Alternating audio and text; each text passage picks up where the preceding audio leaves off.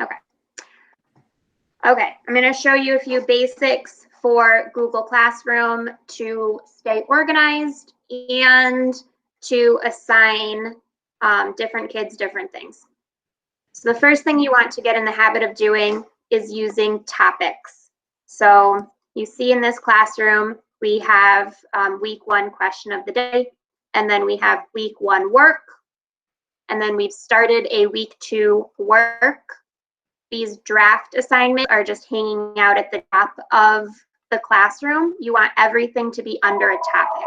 Okay. So in order to do that, you're going to go into the assignment, edit, and then on the right here where it says no topic, you're going to click the drop down and you're going to pick the week it goes under, and you're going to save the draft.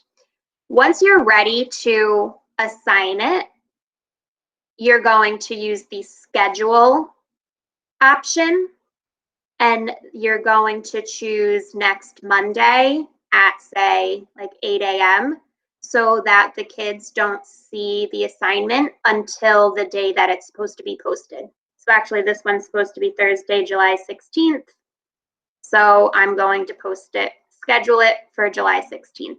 I'm going to cancel that because it's still in draft, and I'm just going to save the draft. So now you see that these assignments are underneath the topic.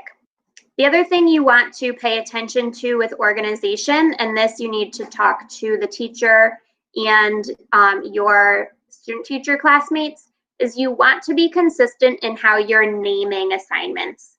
So see, this says, these all say Wednesday, July 15th math, Thursday, July 15th math. But then this one changes to number dates, and this one has reading in front of the date.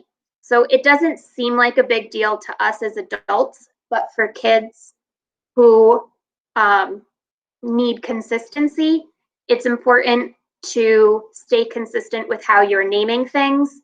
And I like when the date, this is just my personal preference, but I do think that the more specific information should be at the front of the assignment. So when they're logging in on a Tuesday, they want to be able to click on something that says Tuesday. So I like this Tuesday, the date, and then what the assignment is as the organization of it. Okay, so I'm going to create a topic. So if I'm the first person to create thing, I'm going to create a topic from scratch, and I'm just going to call this test assignments because I'm not actually going to post it to anybody. Add my topic. The kids can't see this until there's actually something under it, so it's not going to clutter up their assignment. And say we want to post this pattern practice assignment for the kids. I'm going to go to the create button. I'm going to go to a regular assignment. I'm going to give it that title, so Monday, July 13th, whatever. So I'm going to call it patterns. You can type directions in here, but not that many people actually read them. So my preference is to make sure that all of my directions are embedded in the actual assignment. Either like we were talking about, you can add a video here so they see a video and an assignment, or you can embed it into the assignment itself. So we are going to add from Google Drive. You can also, if you've uploaded your videos to your YouTube channel, you can connect them here. I'm going to go to Google Drive. My recents will show up. So as long as I've been working on what I'm looking for, it should show right up here in my recents. Otherwise, you can search your Drive or upload something from like a Microsoft Word document. Although I do recommend doing everything in Google just to make it easier. And I'm going to add my pattern practice. Now this, when you are making an interactive slide for kids, this is the most important part, and you can only do it before you assign the assignment. If you don't do this step and you mess it up, then you have to recreate the assignment, which is not as scary as it seems, but it is a pain in the butt. So where you have options here. So I've attached my slides. I want every student to edit the document.